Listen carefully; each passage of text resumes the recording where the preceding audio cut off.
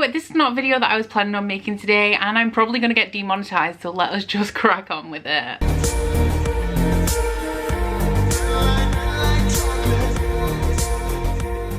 So today I'm going to be discussing bad, unhealthy, toxic, problematic themes within adult romance, and I have no idea what I'm going to be calling this video yet. So in case it is not clear, I want you guys to know that I am going to be advocating for all of these problematic, bad, unhealthy themes, and I will be letting you guys know exactly why that is okay and why that does not make me a shitty person. So before I get into this topic, I want to make it incredibly clear that when I am discussing things under the umbrella terms of being unhealthy or problematic, I am in no way, shape or form referencing things like racism, transphobia, homophobia, or like fetishization, which is something that can be incredibly prevalent in romance, or any themes that intentionally harm a marginalized group or show any prejudice on behalf of the author. I'm also specifically discussing like bad, toxic, problematic and unhealthy themes within the bounds of exclusively adult romance, so I'm not discussing these topics in relation to any other genres or any other demographics. So essentially the reason why I'm making this video, I do not read a ton of romance. I read a decent amount, specifically fantasy romance, and I do like to read the occasional contemporary romance. I think I've read about 7 or 8 contemporary romance books this entire year. So shout out to those of you who do read and recommend and review romance on a regular basis, because I feel like these types of comments are not going to be unfamiliar to you guys at all. But essentially I have recently received 2 comments regarding contemporary, very specifically contemporary romance. I have actually had it on fantasy romance in the past, but very recently I have received 2 comments specifically regarding contemporary romance that I have enjoyed. I have omitted the names for the sake of privacy, even though they're posted in a public forum, but I'm not putting them on blast. I essentially just want to address these types of comments. But the first one I received about a month ago regarding Colleen Hoover, which said,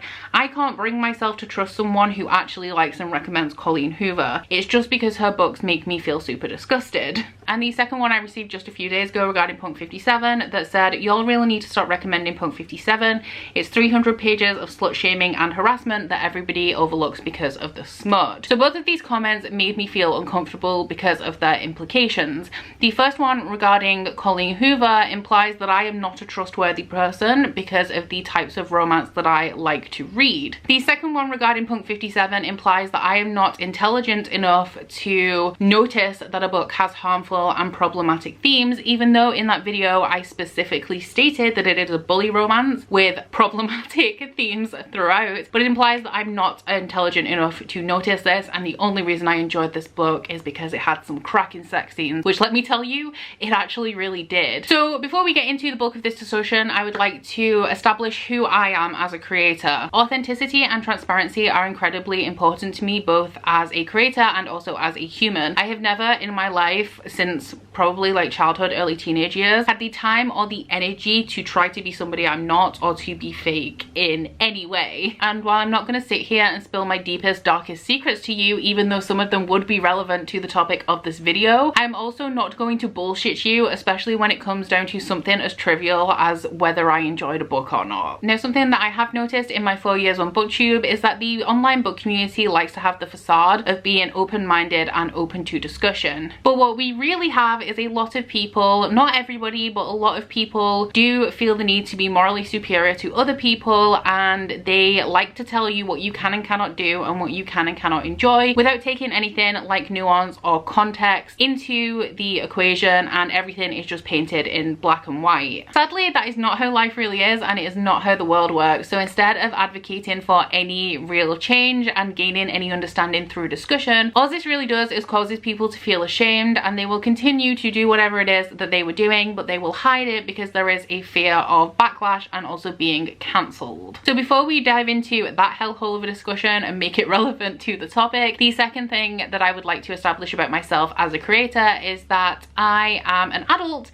and I read adult books. I don't exclusively read adult, but I would say that especially when I'm reading romance, 95% of the books that I'm reading are targeted at either the new adult market or the adult market. So essentially, I am an adult reading books for adults. All of my videos are marked as not suitable for children, so anybody under the age of 18. And while that does not mean that anybody under the age of 18 is not welcome here, if you are under the age of 18 and you value my content, then I am more than happy to have have you here. But what it does mean is that when I am making content, I am making it with other adults in mind. I read a lot of smut. I'm not afraid to talk about sex, as this video is going to show, and as well as that, I also swear like a decent amount. So now that we've established all of that, the reason why these two comments particularly bothered me, like I'm not overly bothered about people who disagree with me or people who leave hate comments, but the reason why these two particular comments bothered me is because they have a very narrow-minded view that leaves very little room for nuance and also shows a very distinct lack of understanding of romance, sexuality, and people who like different things and why they may also enjoy those things. The thing about romance is that it is very subjective. I am always hesitant to recommend romance, and I am especially nervous about it because I know that I like problematic themes in romance. This isn't a secret, and I do feel like I am very clear when I'm reading these types of books that they do have problematic elements. So essentially, if you do not like these problematic elements, then it may not be a good idea for you to pick these books up. If you don't like bully romances like Punk 57, if you don't like consensual non-consent or BDSM like the Wicked Villain series by Katie Robert, if you don't like toxic bad boys, if you don't like alpha males, first off, that is perfectly fine. It's perfectly okay for you to say, I don't like this book because the romance is problematic, the love interest is toxic, and it's borderline abusive. You are well within your rights to say that, and I have absolutely no problem with anybody who doesn't like any of these themes and is just completely turned off by all of it. But what you don't have a right to do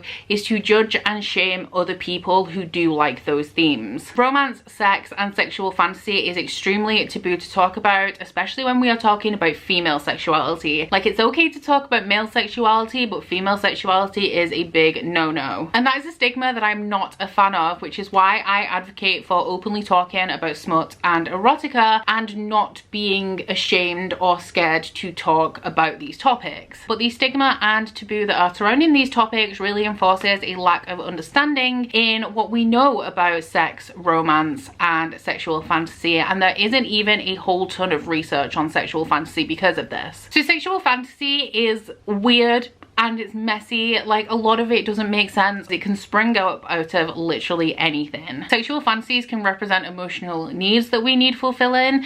They can be inspired by things like the media and pop culture and celebrities, and they can often be influenced by trauma, especially if you experience that trauma in your formative years, manifesting in ways that you would not necessarily expect. As well as this, people who are more sexually open are more likely to have more extreme or taboo fantasies. But what I'm getting at here is that sexual and romantic fantasies do not necessarily indicate who you are as a person. They are not necessarily a representation of your morals, and they don't have to indicate what you advocate in real life. I know for a fact that a lot of my sexual fantasies do in absolutely no way reflect what I accept or condone in real life, and a lot of them I would not even be comfortable physically experiencing. I only enjoy experiencing them through a format of media.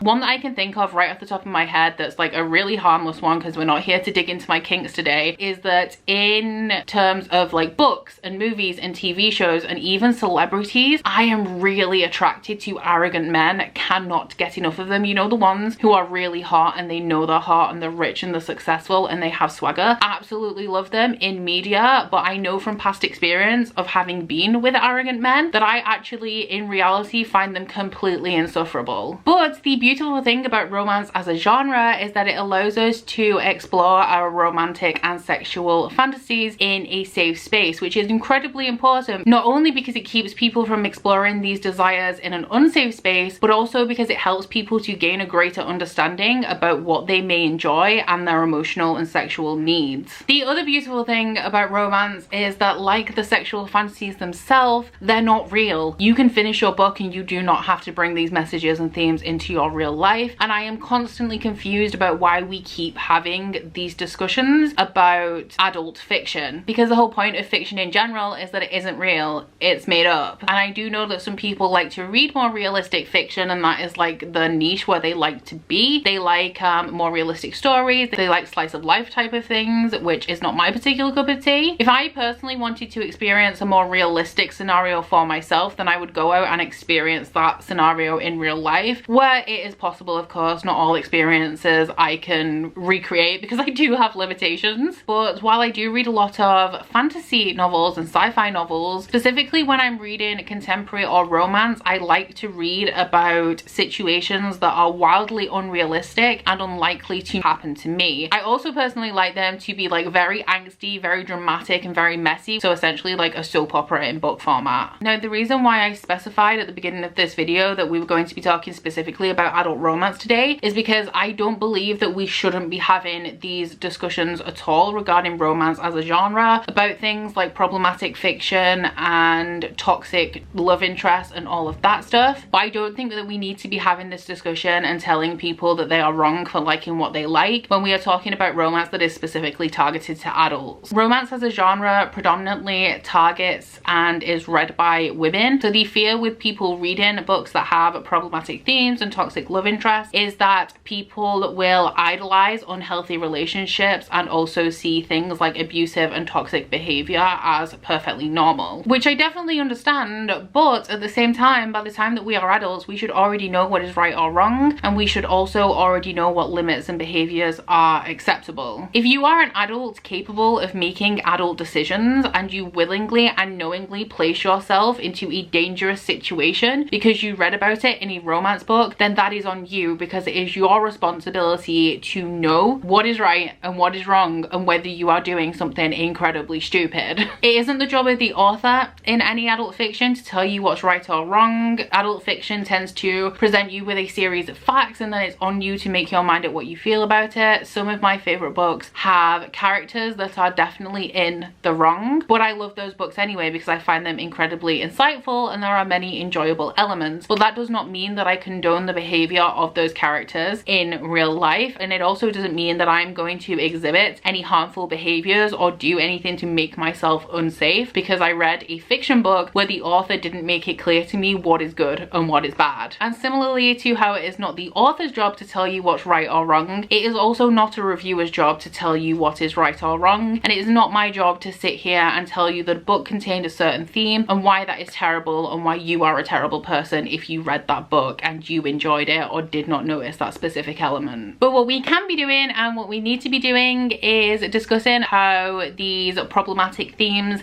and toxic traits are harmful to a young adult market, and just generally being more open about discussing sex and relationships so that the limit of people's knowledge on these things isn't just their experience and what they've read in a book. They actually can feel comfortable talking to people about it. So essentially the point of this video is just to say that there are many different types of romance and all of those types of romance have their place and are valid. If you enjoy things like toxic relationship dynamics and domination and alpha males in romance, that does not make you an anti-feminist, because I know that there is that big argument that if you like these themes then you are not a feminist. But liking these books doesn't make you anti-feminist. What is anti-feminist, however, is putting down other women and making them feel ashamed and morally inferior to you because of the types of romance and erotica they read. And in my opinion, romance authors, especially indie romance authors, are especially on it when it comes to disclosing any sensitive or taboo themes that are contained in their books, because kink shaming is so common. So if you pick up a bully romance knowing full well it's a bully romance when you go into it, then you really shouldn't be surprised when it contains problematic themes. I personally enjoy both your fluffy rom-com type of romance like the Brown Sisters series by Talia Hibbert, and also romances that are a little bit more morally grey and have much darker themes. Both of these are valid. Neither of them reflect my morals or values as a person, and I should not be made to feel ashamed because of the type of romance that I enjoy, and neither should you. Personally, I see it as my responsibility as a booktuber to highlight if a romance book has certain problematic themes, but I'm predominantly doing that so that if you know that you do not like these types of themes, then you will not pick up that book. And if that is something that you enjoy experiencing within the safe space of a book, then maybe I can recommend something to you that you are going to enjoy. I feel like this does go without saying, but I'm gonna say it anyway because I know that people like to twist words around here. But I'm obviously not saying that we should be endorsing like truly harmful things things, like all of the stuff that I mentioned at the beginning of this video, like fetishization, like pedophilia. But what I am really saying is that when we are approaching romance and people who enjoy different types of romance to us, we should be considering that other people have different desires and different needs to us. We all know that kinks are extremely personal. A lot of you guys will have a kink that you would not be comfortable saying out loud. I have kinks that I am not comfortable saying out loud, and a lot of those I bet you don't know why you have them. I bet logically they make no sense to you,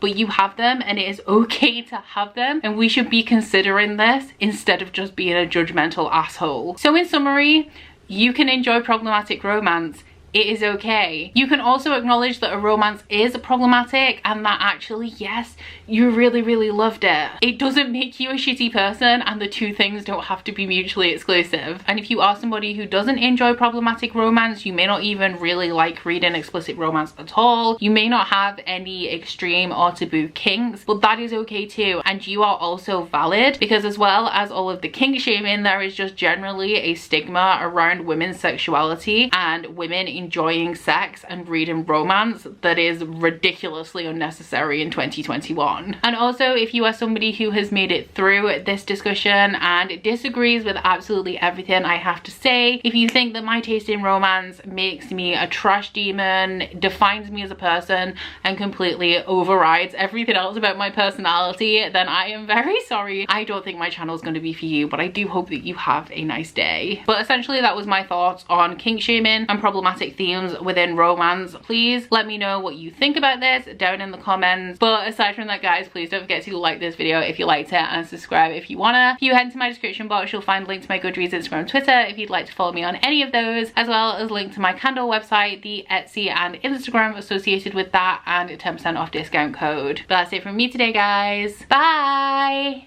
Oh, you bite your friend like chocolate. You say you're go and nobody knows, with guns hidden under our petticoats. We're never gonna quit it, no, we're never gonna quit it, no.